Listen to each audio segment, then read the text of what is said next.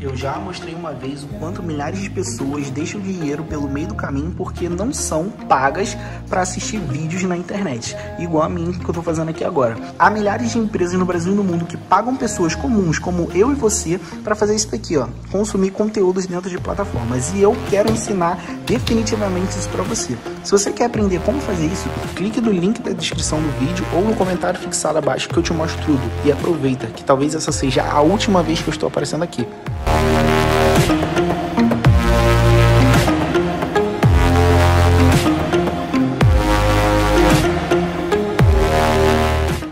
E aí, quando você chega no Pantanal e se dá com aquela natureza, com os bichos, assim, é uma coisa de outro mundo, assim.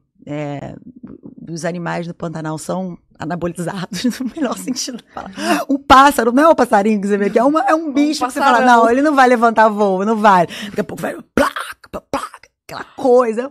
É muito exuberante tudo, assim. Teve algum animal que vocês viram, assim, muito... Ai, sei lá, mal, não sei. A onça. A onça é o bicho mais lindo que eu já vi na minha vida. Nossa, vocês viram lá? Eu gravei com uma onça, mas é uma onça, como é que a gente pode dizer? Não sei o termo que se dá para isso, mas é uma onça que ainda não foi reinserida na natureza porque ainda não sabe lidar com a natureza. Então, os institutos sérios que trabalham ali, o Nexo, No Extinction, que cedeu a Mati, por exemplo, pra gente gravar. Mati é o nome dela? Mati. Tentam, né, reinserir esses animais que nasceram com algum problema ou foram feridos de alguma maneira e depois eles têm dificuldade assim para caçar, então precisa de todo um processo para readaptar eles. E eles cederam a Mati pra gente. Então a única onça que eu vi de perto. Mas assim, de perto quanto? Teve uma hora que ela tava quietinha, eu consegui tocar. Assim. Oi? Mas todos os cuidadores estavam ali com ela, né? Tipo, ela tava bem protegida, ela tava assim, em casa. E assim, aquela mãozinha meio assim, ó. Ai. E assim, um cuidado muito grande. Pra você ter uma ideia, no dia que a gente foi gravar as cenas em que eu precisava interagir, olhar no olho da onça, não tinha quase ninguém no set, não podia, porque o animal fica estressado, agitado. A cabana, assim, a barraca, né? A barraca preta, em que a direção fica e os monitores ficam também não podia estar. Então, assim, era o diretor, um monitor deste tamanho para ele se vira. Ele com a camiseta em cima para conseguir enxergar o monitor, porque é muito sol, e a gente ali com os cuidadores da Mati. Um silêncio, uma concentração enorme e, claro, a gente tem muita computação, a gente tem a parte de pós que foi muito importante, assim. E eu tive que fingir, claro, que eu não cheguei a ficar cara a cara com uma onça naquela cena. Sim. E aí vem... Mas pareceu demais, assim. Porque a gente... Né, o trabalho anterior, você imagina que o bicho tá ali, que o animal tá olhando para você e a gente se emociona de verdade, assim. Mas no fundo a gente tá olhando para um pontinho marcado pela direção. A pessoa que preparou você fica junto na cena? A Andréia Cavalcante, esse dia ela tava, sim, tava. E é muito bom ter alguém, porque às vezes a direção fica muito ocupada com a parte mais técnica, né? Já fizemos a parte de preparação de ator antes, já temos todos os dados ali, mas na hora, ter alguém que fique olhando só pro nosso acting, só pra nossa fala, é muito importante. E eu gosto de ter essa pessoa. Tem atores que não gostam, assim, de ser interpelados por algum preparador. Eu gosto. Eu gosto de ter essa figura que olha, aquele momento ali dá pra gente modular um pouco assim, dá para imprimir um pouquinho mais de força, dá para tirar força. Entendi. Vamos trabalhar uma pausa, eu gosto disso. Eu acho que isso enriquece o nosso trabalho. Dá mais segurança também, né? Não sei, de que tá indo no caminho. É bom ter, porque o nosso primeiro público é quem tá ali no monitor na hora da cena. E muitas vezes o set, ele é muito caótico. Ele atrapalha muito o processo criativo, às vezes. Às vezes você tá com a emoção aqui, a cara queimando de emoção e peraí que caiu um refletor. Sabe? Fala, peraí, nada! Vai agora! E você tá com a emoção pujante aqui, você tá com tudo tremelicando por dentro. Então, é um ambiente muito desafiador. Então, às vezes é bom ter alguém ali que sabe tudo que você pode entregar, que sabe como você pensou aquela cena e pensou aquela cena junto com você, para falar, ó, não vamos perder aqui. Não vamos perder esses espaços, não vamos perder esse tempo de fala.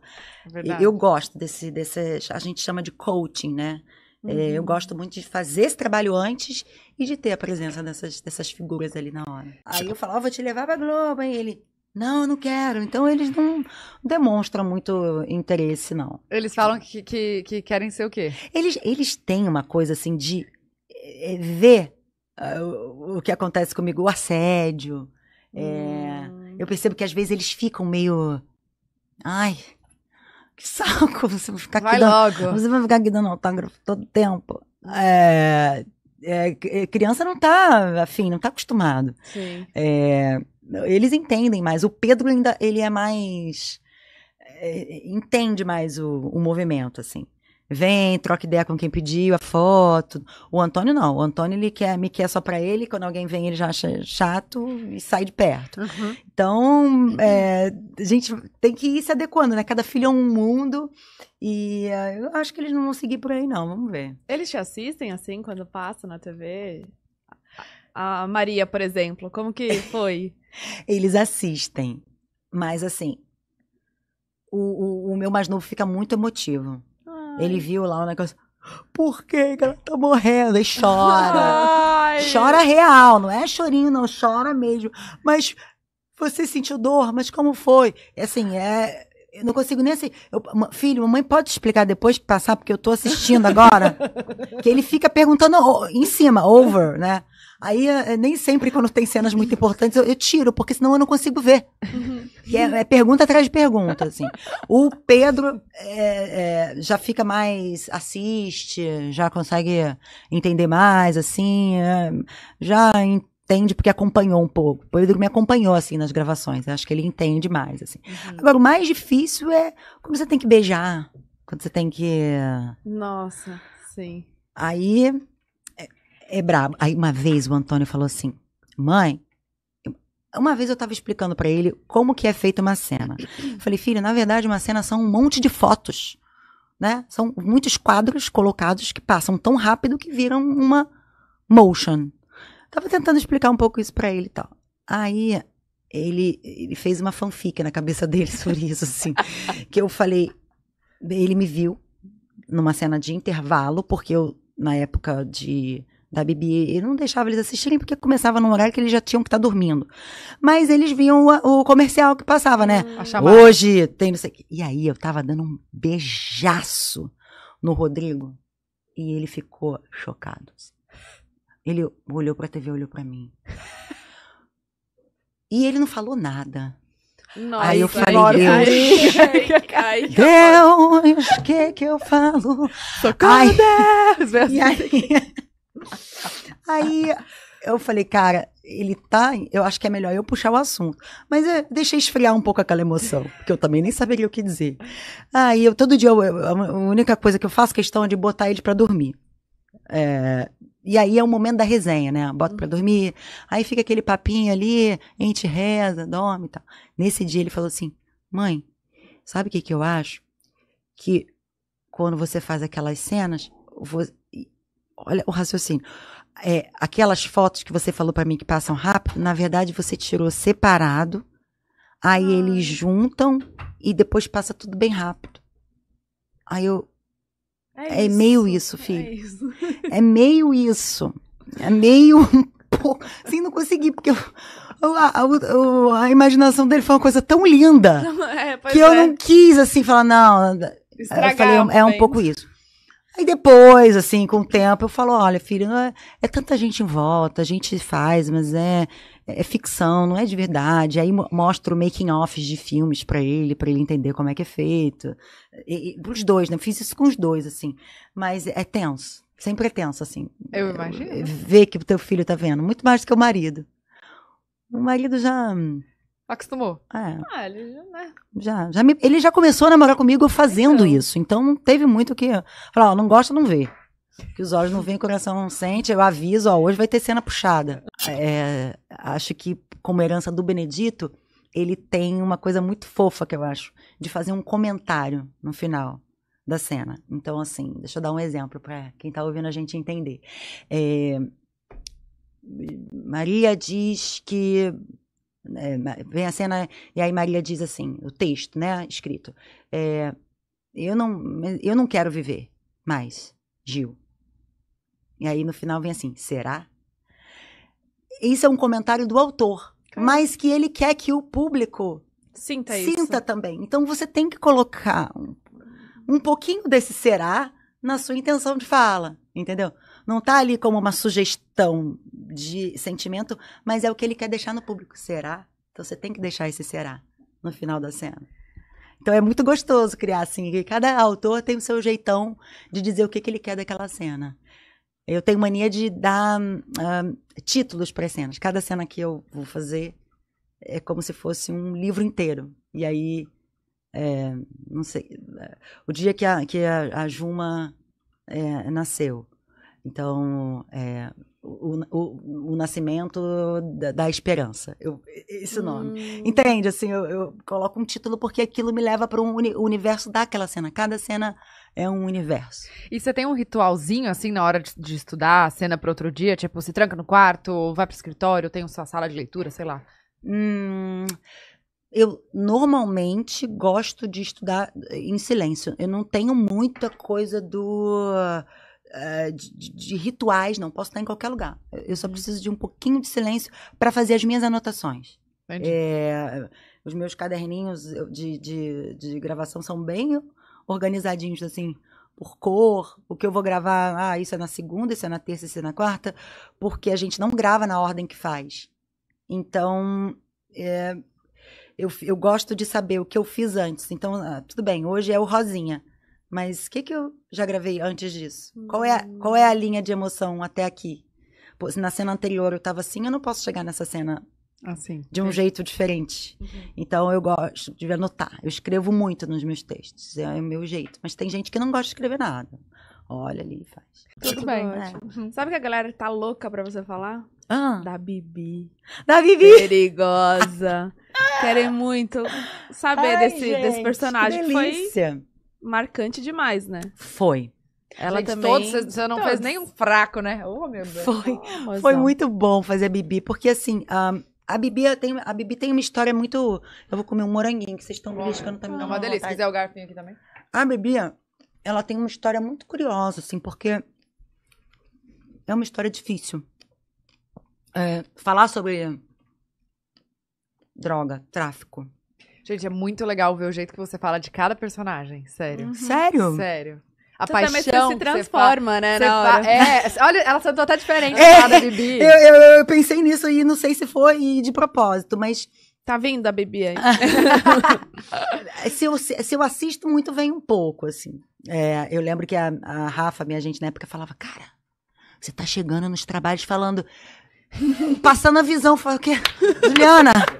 Tudo bem ficar um pouquinho, mas sai um pouco. Mas é inevitável, o teu corpo tá em função daquilo. Então, aí eu lembro que a Glória queria contar essa história, mas é um tema difícil, né? Um tema que você corre o risco de romantizar um problema sério É delicado, da sociedade. Você está contando uma história que é verdadeira, mas o público se apaixona pelos personagens através dos atores que eles gostam. Então, é difícil, né? E aí, eu lembro que a Globo não queria contar só essa história. A história da Bibi Perigosa não...